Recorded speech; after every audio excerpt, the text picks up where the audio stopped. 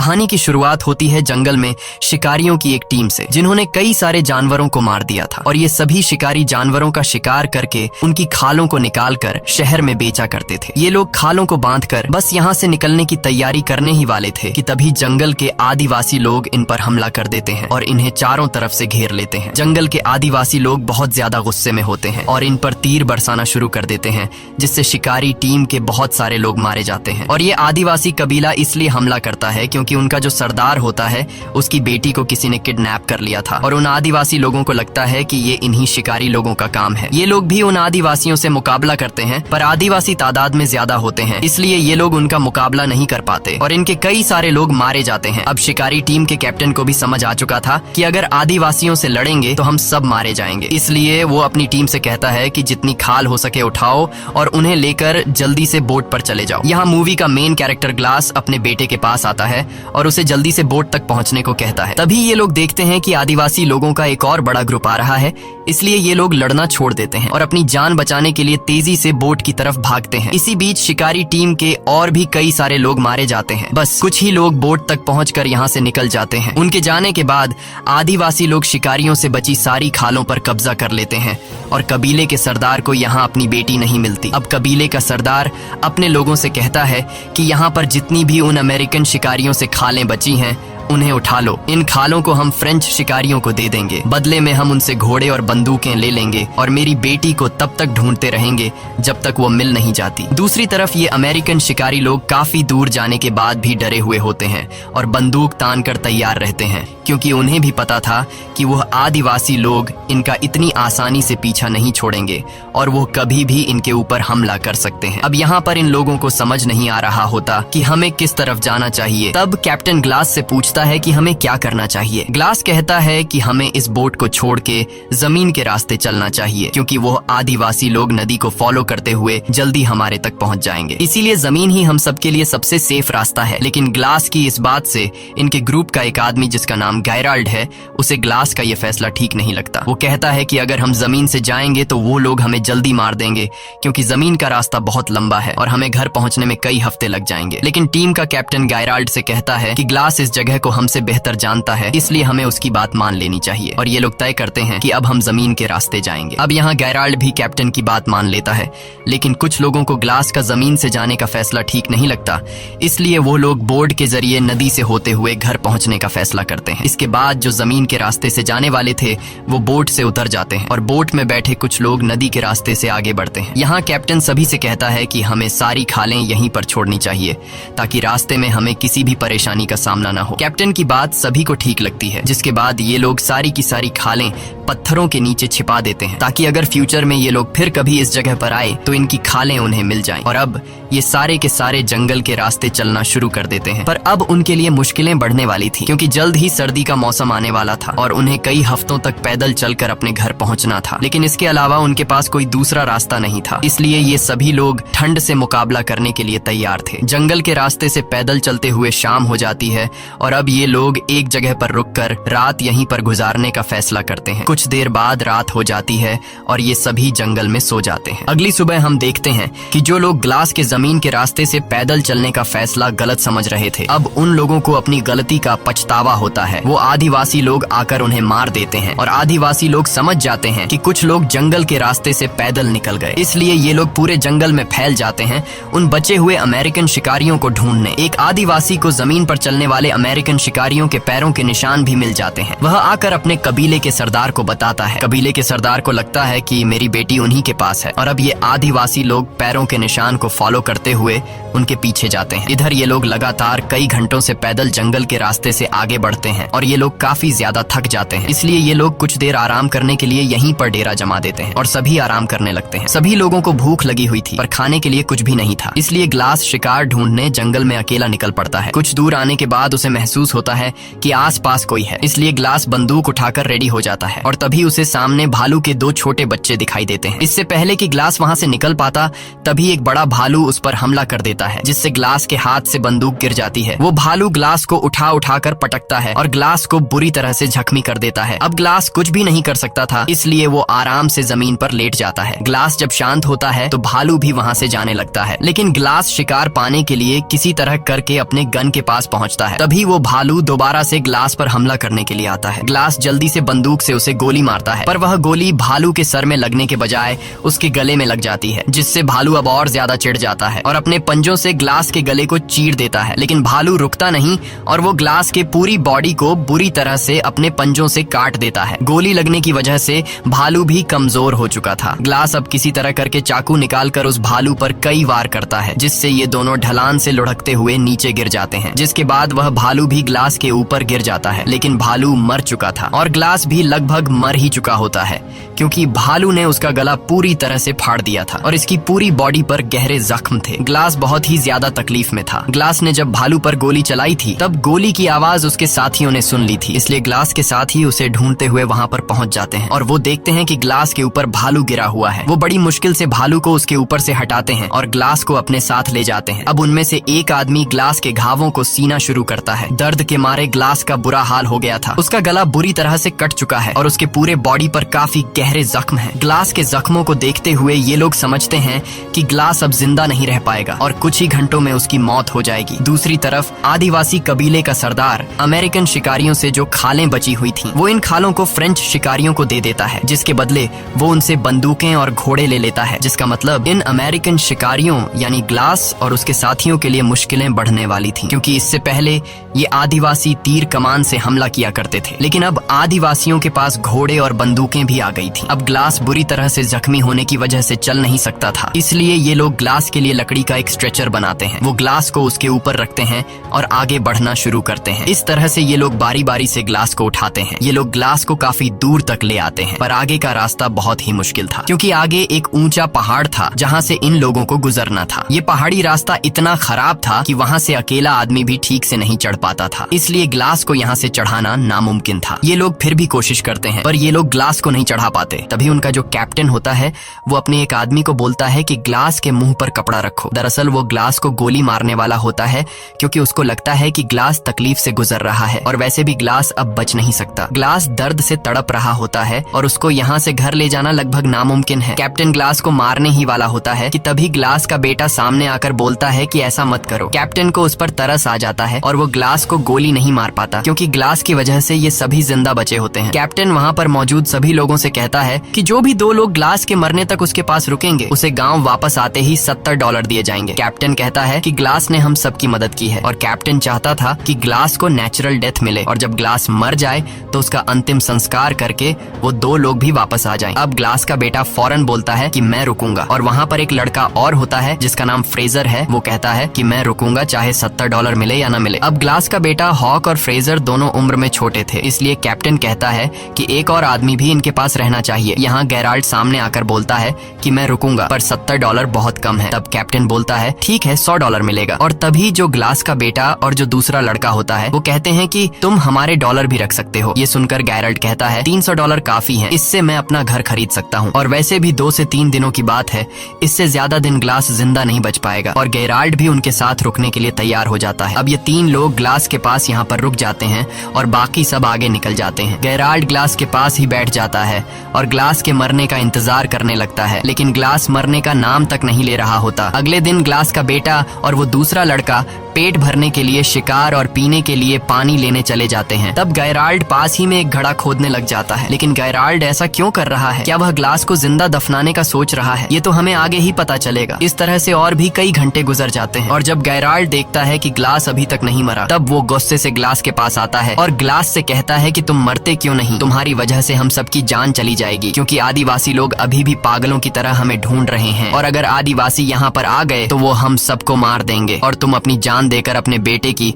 और हम सबकी जान बचा सकते हो। अब गैराल्ड ग्लास से कहता है कि अगर तुमने अपनी पल के नीचे झपका ली तो मैं समझ जाऊंगा कि तुम मरने के लिए तैयार हो। ग्लास बेचारा काफी देर तक कोशिश करता है कि उसकी पलकें न झपके, लेकिन तब गैराल्ड उसे कहता है कि मुझे लगता है कि तुम अपने बेटे को भी नहीं बचाना चाहते। ग्लास गैराल्ड की बात सुनकर अपने बेटे को बचाने के लिए अपनी पल के नीचे झपका देता है। ये देखकर गैराल्ड ने उसके मुंह में कपड़ा घुसाकर उसकी सांस रोक दी और ग्लास अब तड़प कर मर रहा होता है। तभी ग्लास का बेटा आकर गैराल्ड को बंदूक से पीछे धकेल देता है। ग्लास का बेटा गैराल्ड पर बंदूक तान देता है और उसे मारने की धमकी देता है। गैराल्ड उसे समझाने की कोशिश करता है कि मैं ऐसा क्यों कर रहा था, लेकिन ग्लास का बेटा उसकी कोई बात नहीं सुनता और चिल्लाने लग जाता है, जिसके बाद गैराल्ड ग्लास के सामने ही उसके बेटे को पेट में चाकू मारकर मार डालता है। ग्लास का गला पूरी तरह से कटा होता है, इसलिए वो चिल्ला भी नहीं पाता। वो सिर्फ अपने बेटे को मरता हुआ देखता है और गैराल्ड उसके बेटे को उठाकर दूर एक जगह में छिपा देता है ताकि जब वह तीसरा लड़का वहां पर आए तो वह इसे न देख पाए। कुछ देर बाद जब वह लड़का वहां पर आता है, वो गैराल्ड से पूछता है कि हॉक कहाँ है। तब गैराल्ड उसे बताता है कि वो आसपास ही होगा, थोड़ी देर में आ जाएगा। ग्लास बेचारा उस लड़के जिसका नाम ब्रीजर है उसे बताने की कोशिश करता है कि गैराल्ड ने मेरे बेटे को मारा है, पर वह बता नहीं पाता क्योंकि उसके मुंह से आवाज नहीं निकल सकती। अब रात होती है, गैराल्ड और ब्रीजर सो जाते हैं। अगली सुबह गैराल्ड ब्रीजर को जगाकर उससे झूठ बोलता है कि मैंने यहाँ से कुछ ही दूरी पर 20 आदिवासी कबीले के लोगों को हमारी तरफ तेजी से आते हुए देखा। अगर वो यहाँ तक पहुँचे तो हमारे टुकड़े टुकड़े कर देंगे। ये सुनकर ब्रीजर डर जाता है और बोलता है कि अगर हम चले गए तो ग्लास और उसके बेटे हॉक का क्या होगा, जिस पर गैराल्ड कहता है कि अगर हॉक जिंदा होगा तो हमें ढूंढ लेगा। फिर वो लड़का कहता है कि ग्लास अभी जिंदा है और हमने कैप्टन से वादा किया था कि ग्लास के मरने के बाद हम उसका अंतिम संस्कार पूरे रीति रिवाज से करके यहाँ से निकलेंगे। ये सुनने के बाद गैराल्ड ग्लास को पैरों से पकड़कर बहुत बुरी तरह से खींचता है। ग्लास के पूरे शरीर में घाव होते हैं और वो दर्द से चिल्ला रहा होता है। अब गैराल्ड ने एक दिन पहले जो कब्र खोदी थी उसमें ग्लास को जिंदा डाल देता है और ऊपर से मिट्टी डालना शुरू कर देता है। तब वो लड़का कहता है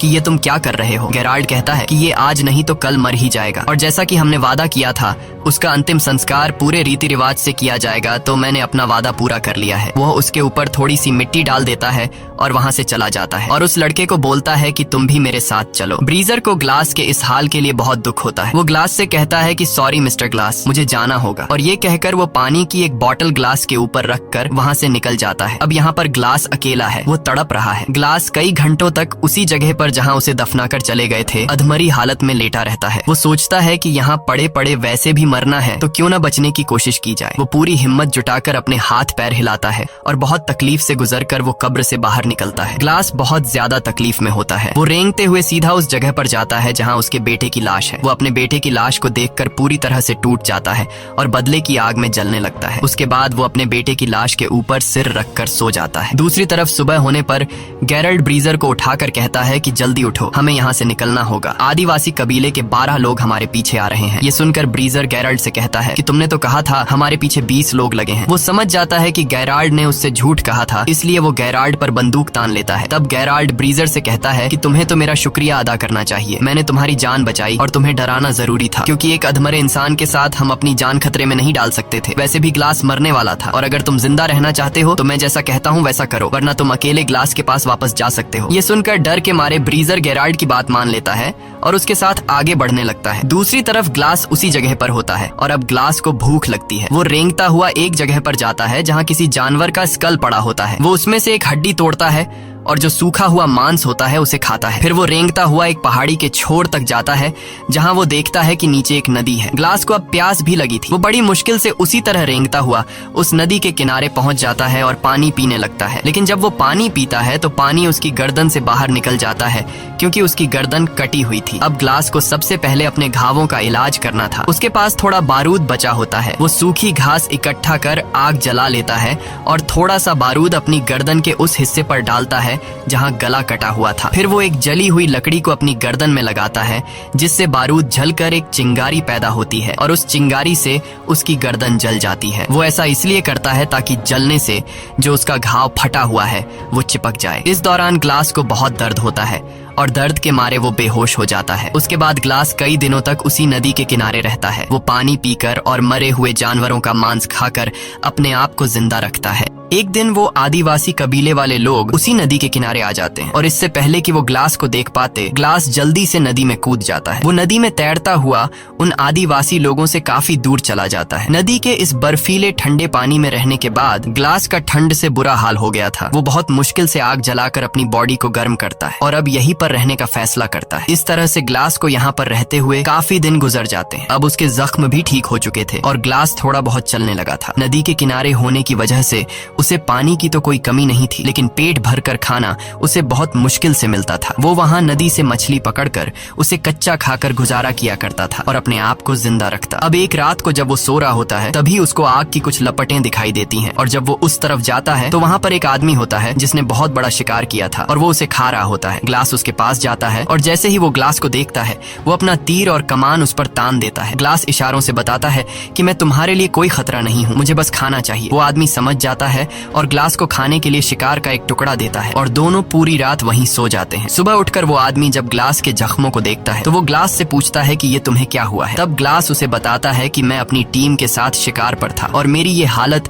एक जंगली भालू ने की है, जिसके बाद मेरे साथियों ने मुझे मरने के लिए जंगल में ही छोड़ दिया और उन्होंने मेरे बेटे को भी मार दिया। ये सुनकर उस आदमी को ग्लास के लिए बहुत दुख होता है और ये जो आदमी है वो कहता है कि मेरे पूरे परिवार को भी फ्रेंच शिकारियों ने मार डाला। ये कहते हुए वो आदमी बहुत ज्यादा इमोशनल हो जाता है, पर वो कहता है कि वो उन फ्रेंच लोगों से बदला नहीं लेना चाहता क्योंकि बदला लेना ऊपर वाले के हाथ में है। वह आदमी ग्लास के जख्मों को देखते हुए कहता है कि तुम मेरे साथ ट्रैवल कर सकते हो और इसके बाद वो दोनों एक घोड़े पर आगे का सफर तय करते हैं। दूसरी तरफ गायराल्ड और ब्रीजर अपने गांव के काफी करीब पहुंच जाते हैं, लेकिन गांव में एंटर होने से पहले गायराल्ड ब्रीजर से कहता है कि हमने जो भी किया उसके बारे में किसी को भी पता नहीं चलना चाहिए। वो ब्रीजर से कहता है कि अगर उन्हें सच पता चला तो कैप्टन हमें सूली पर चढ़ा देगा। मजबूरी में ब्रीजर उसकी बात मान जाता है। अब गैरल्ड और वो लड़का कैप्टन के पास जाते हैं और गैरल्ड कैप्टन को बताता है कि ग्लास के आखिरी सांसों तक हम उसके साथ रहे, हमने उसे अच्छी तरह से अंतिम संस्कार के साथ दफनाया और ग्लास का बेटा आदिवासी लोगों के हाथ लग गया और हम अपनी जान छुड़ाकर वहाँ से भाग आए। ये सुनकर कैप्टन अपने वादे के मुताबिक उन दोनों को $100 देता है, लेकिन वो लड़का पैसे लिए बिना वहाँ से चला जाता है। गैरल्ड उस लड़के के पैसे भी उठाकर बोलता है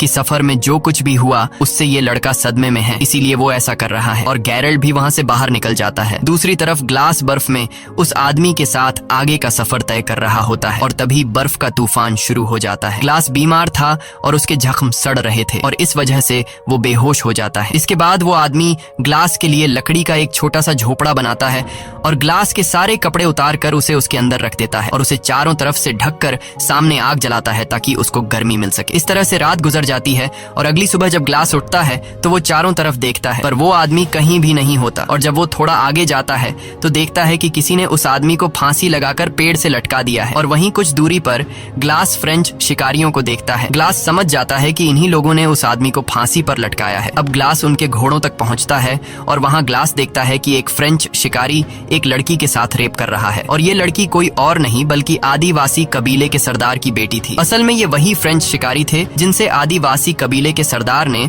खालों के बदले घोड़े और बंदूकें ली थी और इन्हीं फ्रेंच शिकारियों ने कबीले के सरदार की बेटी को किडनैप किया था। लेकिन कबीले के सरदार को लग रहा था कि उसकी बेटी को अमेरिकन शिकारियों ने किडनैप किया है। उसके बाद ग्लास चुपके से पीछे से आकर जो आदमी कबीले के सरदार की बेटी के साथ गलत कर रहा था उसे मार देता है और लड़की को आजाद कर लेता है। यहाँ ग्लास होशियारी से काम लेते हुए एक घोड़े पर बैठ जाता है और बाकी घोड़ों की रस्सियां खोलकर बंदूक से गोली चला देता है जिससे सभी घोड़े भाग जाते हैं और अब उन फ्रेंच लोगों के पास घोड़े न होने की वजह से वे ग्लास का पीछा नहीं कर पाते, पर भागते समय ग्लास का पानी का बोतल वहीं पर नीचे गिर जाता है। वहां से भागने के बाद ग्लास रात एक पेड़ के नीचे गुजारता है और जब सुबह होती है तो वो देखता है कि आदिवासी उस तक पहुंचने वाले हैं। वो जल्दी से अपने घोड़े पर बैठकर भागने लगता है, लेकिन वे आदिवासी उसके काफी करीब होते हैं। वो एक दो आदिवासी को गोली मारता है और घोड़े को और तेजी से भगाता है और दौड़ते दौड़ते सामने एक पहाड़ आ जाता है जिसके नीचे एक गहरी खाई होती है। लेकिन ग्लास अब रुक नहीं सकता क्योंकि अगर वो रुकेगा तो वे आदिवासी लोग उसे मार देंगे। इसलिए ग्लास घोड़े के साथ खुद को उस खाई से गिरा देता है और नीचे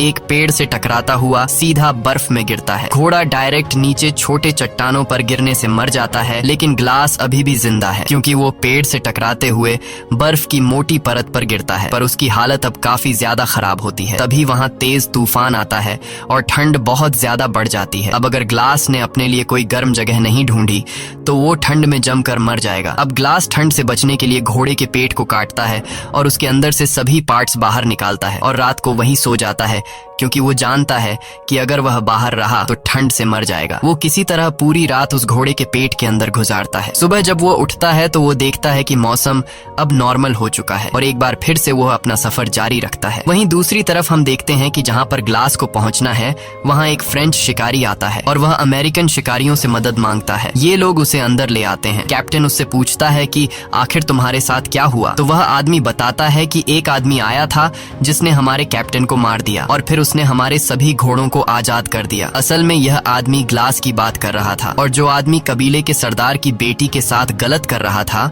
वह असल में उन फ्रेंच शिकारियों का कैप्टन था। वह आदमी बताता है कि घोड़ों के आजाद होने के बाद हमारी पूरी टीम बिखर गई। सर्दी के चलते हमारे कुछ लोग मर गए और कुछ को तो बेड़ियों ने मार दिया। सबूत के तौर पर यह आदमी इन लोगों को अपने साथियों का कुछ सामान दिखाता है और वह एक पानी की बोतल को दिखाते हुए कहता है कि जिस आदमी ने हमारे कैप्टन को मारा उसे जाते हुए यह पानी की बोतल गिर गई थी और यह वही बोतल होती है जो ब्रीजर ने ग्लास को उस जगह छोड़ते हुए उसके ऊपर रख कर आ गया था। ब्रीजर कहता है कि यह तो ग्लास की बोतल है जो कि मैंने उसे दी थी। अब ये लोग उस आदमी से पूछते हैं कि ग्लास ने तुम्हारे कैप्टन को कहाँ मारा था और वह आदमी 30 मील दूर वह जगह उन्हें बता देता है। जिसके बाद कैप्टन ब्रेजर और कुछ लोग ग्लास को ढूंढने के लिए घोड़ों पर निकल पड़ते हैं और यहाँ गेराल्ड को समझ आ जाता है कि अब वो फंसने वाला है। कई घंटों के सफर के बाद रात हो जाती है और ये लोग उस जगह तक पहुंच जाते हैं जहां पर उस आदमी को बोतल मिली थी। कैप्टन सभी लोगों को चारों तरफ ग्लास को ढूंढने के लिए कहता है और तभी उन्हें दूर से एक आदमी दिखाई देता है। जब ये लोग उसके करीब जाते हैं तो वो कोई और नहीं बल्कि ग्लास होता है और ग्लास को देखकर कैप्टन एकदम शॉक हो जाता है, क्योंकि गेराल्ड ने तो उसे मरा हुआ बता दिया था। कैप्टन ग्लास के पास आकर उससे पूछता है कि तुम्हारे साथ क्या हुआ था। तब ग्लास उसे सारी सच्चाई बता देता है, जिसके बाद कैप्टन गेराल्ड को पकड़ने के लिए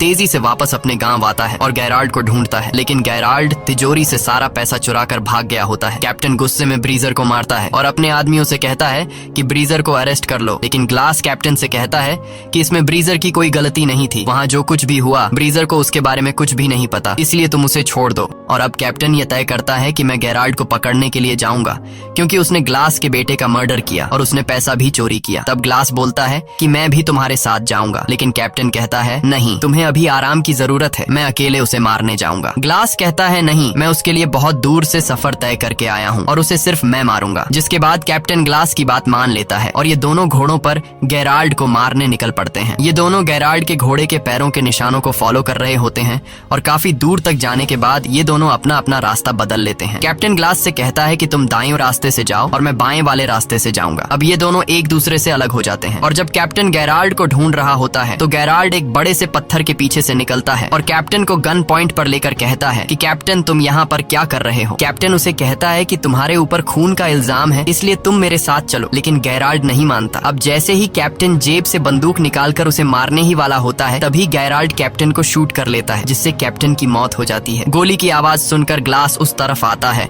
और ग्लास देखता है कि वहाँ पर कैप्टन की लाश पड़ी हुई है और गेराल्ड भाग चुका है। अब ग्लास समझदारी से काम लेते हुए लकड़ी की एक बड़ी टहनी तोड़ता है और उसे कैप्टन की पीठ पर लगा देता है ताकि उसकी पीठ सीधी हो जाए। जिसके बाद वह कैप्टन को घोड़े पर बिठा देता है और खुद पीछे वाले घोड़े पर लाश की तरह लेट जाता है ताकि गेराल्ड को ये लगे कि आगे ग्लास है और पीछे जो लेटा हुआ है वो कैप्टन की डेड बॉडी है। और होता भी ऐसा ही है। इन घोड़ों को देखकर गेराल्ड को लगता है कि आगे जो है वो ग्लास है और पीछे जो लेटा हुआ है वो कैप्टन की लाश है। जिसके बाद वह आगे वाले आदमी पर गोली चला देता है और गोली लगते ही वह गिर जाता है। गेराल्ड खुश हो जाता है और उसे लगता है कि ग्लास भी अब मर चुका है। वह धीरे धीरे डेड बॉडी की तरफ आता है। जब वह डेड बॉडी तक पहुंचता है और बॉडी को पलटता है तो उसे पता चलता है कि ये ग्लास नहीं बल्कि कैप्टन है। अब इससे पहले कि गेराल्ड कुछ कर पाता तभी ग्लास पीछे वाले घोड़े से उठकर गेराल्ड पर गोली चलाता है। ये गोली गेराल्ड के कंधे में लगती है और वह वहां से भागने लगता है। तब ग्लास भी उसका पीछा करता है और पीछा करते करते वह एक नदी के किनारे पहुंच जाता है,